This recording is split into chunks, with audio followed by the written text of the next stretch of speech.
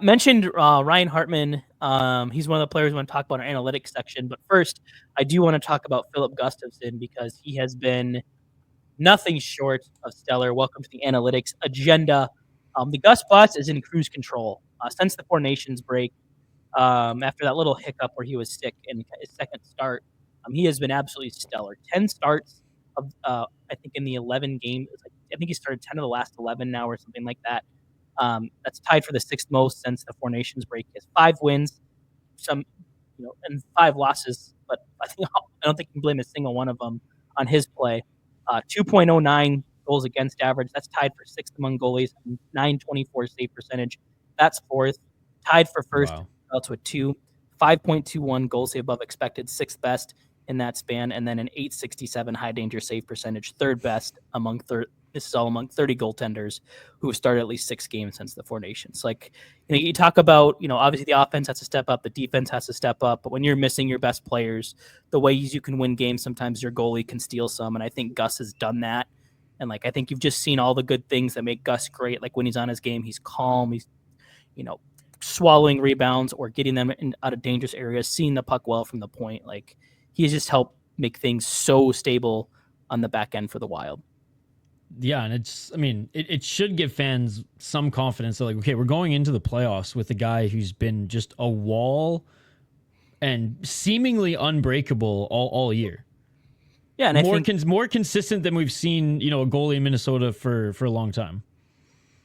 Yeah, and a team in front of you, you can make a mistake, and your goalie's going to pick you up when you have that confidence in him. And I think that's been huge too for this team.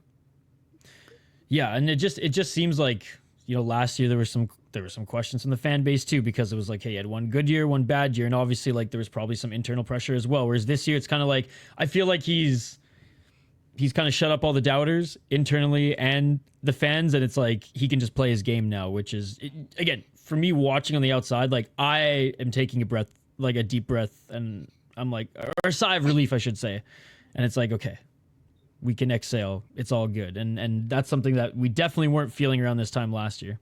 Yeah, and I think he's playing so well, you can even notice it. I don't think Fleury's been bad. There's no egregious Fleury games as of late, but he's just not getting starts because they're in dire need of wins, and they want to lean on Gus for just how good he's been. Mm-hmm. But it has to give you confidence too. Hopefully we can see Fleury get a couple starts here and there and keep him sharp because, as we've seen, I think it is important to have 2 goalies that are feeling themselves. You go in the playoffs. Obviously, in an ideal world, you get to lean on one, but there's going to be situations where you may have to lean on both at times. So. Good to see, as I said, a lot of things seemingly trending in the right direction. I think goaltending, which I think there's a little kind of hiccup there in the middle of the season where we saw some flashes of Gus from last year, but he's looked much, much better lately. Yeah, no goalie has a perfect season. So Right. And the other player that I did want to highlight for this analytics agenda is Ryan Hartman, a guy we've been complimented at times, been critical of at times, but wanted to give him his flowers because since he came back from his suspension, he has been, in my opinion, their best forward. On the team, tied for first in goals since his return from suspension with 3, including 1, I think, last night. He's got 3 assists. That's tied for second. His 6 points are tied for first with Boldy. Leads all the forwards in shots on goal with 23. Second in individual expected goals with 2.79. Second in expected goals for percentage at 54.8. Second in Corsi for percentage, 51.8. High danger chance share, he's 4th in that, 56.5%, and pretty much all the stats he's second in, it's behind either Boldy, and then for the on-ice metrics, it's Foligno, who has been his primary line mate. So they've been very, very good together, and averaging a PCS since his return of 1.98, which season long would be second on the team, only behind Kaprizov. So that's just how good he's been. Jared Spurgeon's another guy who has really, really played well the last 10 games or so. But again, it's next man up, and Saturday it could be next man up for Hartman here, as he could be inserted kind of onto that first line if Rossi can't go. And what a great time for him, right? Playing some of his best hockey of the season. Can't think of a better time to get him up with Boldy and Zuccarello and seeing what he can do. You've been saying it all year that he just hasn't been rewarded, and coming off the suspension, it's everything's kind of clicking, which is good. Yeah, and he's keeping his head too. I didn't have this on the chart here, but I'm putting a note. Yeah, his penalty minutes down. He has had 1 fight. He had the 1 coincidental minor last night for the roughing, which I didn't even think should have been called. And then he's drawn 5 and hasn't taken any. Oh, wow. He has yet to put Okay, the there Wild you on go, the there penalty you go. kill. So, yeah, I mean, he's basically +5 penalty differential, hasn't put the Wild on the kill since returning. So, like, the discipline is there. It's like, and I think we talked about this when he got suspended. It's like, it's a shame that he does this stuff because when he's on his game, he's a very, very good player. Mhm. Like, he's a legit middle six guy to me. And, like, he's a guy, you know, if this is the Ryan Hartman we're going to get for the remainder of the contract, this is a guy I want in the lineup. And if he can, and I think he's done a really good job of, like, we haven't seen him shy away from, you know, we saw him do it last night, right? Went in, defended a teammate, who was getting headlocked. He went in there, got in the mix. Like, we saw him drop the gloves, but like, he's found that line of the intensity, right? He hasn't gone over it. Yeah, he's not playing like a rat. Found his way to go right up to it. Like just an energy player. Yeah, and I think his presence has been felt by the team too. Like, that's a guy they want on the ice with them. Well, sure. they can't just have Foligno out there, you know, who is quote unquote protecting them and who they're confident is, you know, going to create space, for lack of a better term. They got to have some more energy players. And okay, now they got two guys their confidence are going to make sure that, you know, they're good and they can lean on in that regard. For sure. And I guess Ek too at times. Yeah. You see the clip of, I guess his brother's no longer in the AHL. He's in Sweden or something like that. And he was lipping somebody off at the bench. And it was like, I think Russo tweeted like, can you tell they're brothers or something like that? Yeah. The video's kind of weird because it looks like the opposing, like, I don't know if he dropped, like, the way the clip starts, like, I think he might have like dropped his stick in the bench and was like trying to hop into the bench to get it, and he's like, "The fuck out of here!" and like pushes him back over the boards, and then like probably just said something too, just a goofy look on his face, just like Joel. So it's just funny that a lot of people, like, still a lot of teams are like, yeah, I can't stand that guy, and it's just like, and he just has like a shit-eating like goofy grin on his face. It's like, I just wonder what he says, or if it's just one of those guys that's just like, it's just a face. It's just a face I want to punch, you know? Do you know how many career fights Eriksson Ek has?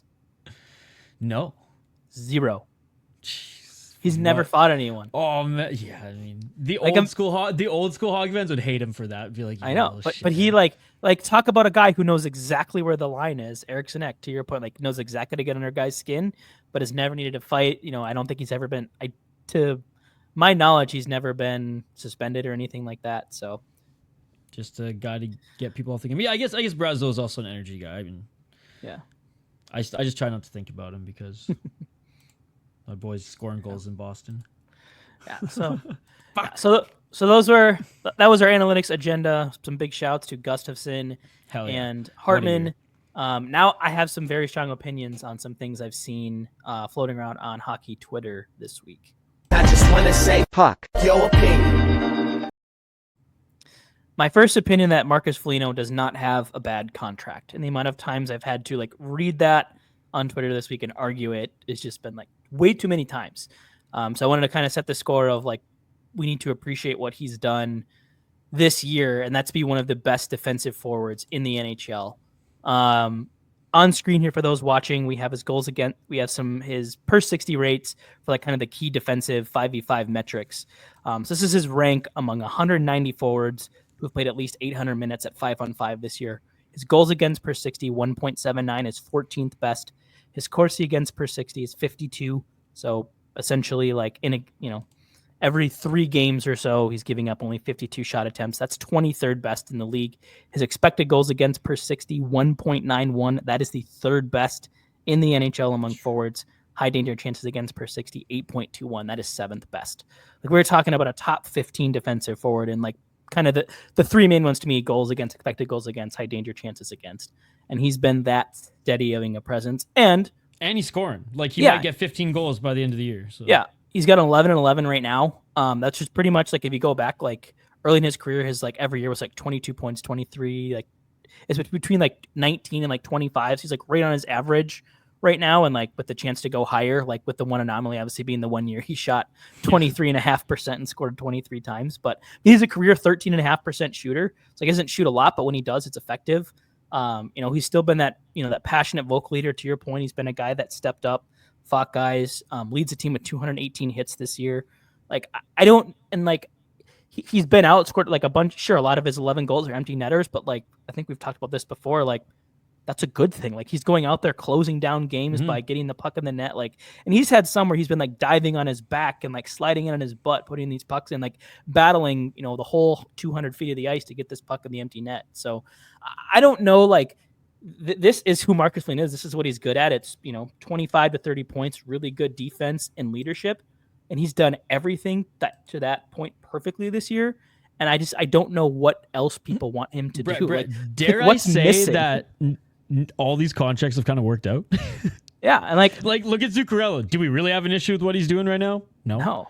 I mean, Hartman to an extent, but you just said he's making up for it. And honestly, if he had better puck luck this year, he probably would have put up the same numbers. And everyone was saying that was probably the one that everyone was okay with the extension the most. And then you said it now, Foligno being one of the best defensive forwards in the league. So it's kind of like, and he'd be making this money if he was playing somewhere else too. Like it's not like the Wild overpaid him. Like they gave him market value. It's like, maybe Urov would be here if one of them wasn't signed, but would he have really been ready? And I'll eat crow. Like I was critical on all three of them being signed. I was, 2 out of 3 I was okay with, and it was kind of like, pick 2 out of the 3. I don't really care at that point. But right now, it's it's honestly not that bad. And then I know Goudreau wasn't part of that trio that was announced, but totally fine with everything. That he's doing right now. And Marcus Johansson's not going to be with this team much longer. So everything's kind of working out on the money end. Yeah, are they phenomenal, amazing, goated contracts? No, but the ones to Ek, Boldy, and Faber are. The ones to your really expensive players are. You have some really good ancillary, third and fourth line guys. They're now, I think, they're getting a couple pieces away from really putting together a complete team, and I think that should be exciting. And a complete team with a lot of contract control for a while. Yeah. So, so after hearing that, if there's still something else that Foligno needs to be doing that I don't know about, I would love to know about it. But I just think the hate for him has been so unwarranted this year, and he needs to be getting flowers instead and not getting tomatoes thrown at him. So I think Wild fans are just frustrated with no Kaprizov and I don't see how this team misses the playoffs unless they just go on one of the worst tears that that we've ever seen in NHL history. And I cannot see it. So I don't know why everyone's so doom and gloom. I understand that maybe games aren't super exciting right now without the full cast and crew. Totally understand that. But I don't understand the doom and gloom. But sports fan's gonna sports fan. Well, won a game 4-0 last night, playing $42 million under the cap. So I did have one more Moose graphic. But Moose sucks, dude. Yeah. And it's a terrible contract. Why did they re-sign him? Do you have the without Moose on the ice here for our visual watchers? That's the one. Yeah, so for those of you that are watching on YouTube, which if you're listening later, go check this out. 51-minute mark of the show, give or take here, depending on what's edited out. But these charts show just kind of the shot heat maps of where other teams get shots when Foligno is on the ice, which is on the left, and where they come from when he's off the ice on the right. So typically playing the left wing position, and the amount of the shots drop from over 1 shot extra per hour with him on the bench to 1 shot fewer than average per hour with him on the ice. You can just see the red evaporates from the offensive zone when he's out there, and which to me means he does a really good job of either taking away the options for the point or taking away passes to kind of the high slot area because of his positioning, smarts, being able to break the puck out, that kind of thing. So I think it's helpful to sometimes you can see kind of the stats, what does that mean? Well, this is what it means. They're just, the shots aren't getting to the middle. You can see the front of the net's way more better defended, way fewer shots from there. So just cannot say enough about how just special he's being. Is it Selke worthy? Probably not quite, but I think it's a top 10 season for defensive forwards this year, no doubt. They always give the Selke to a star and a two-way guy. You have to be you have to be 60 points plus to be even considered for Selke, it feels like. Which I don't know how I feel about that, to be perfectly honest. A lot of the awards need to be rewritten, but that's a conversation for another day. Yeah. That one grinds my gears more than anything because it's defensive forward. I don't care if they're putting 70 points up and they're defensive forward. That's just icing on the fucking cake, dude. Not everyone's Mark Stone, okay?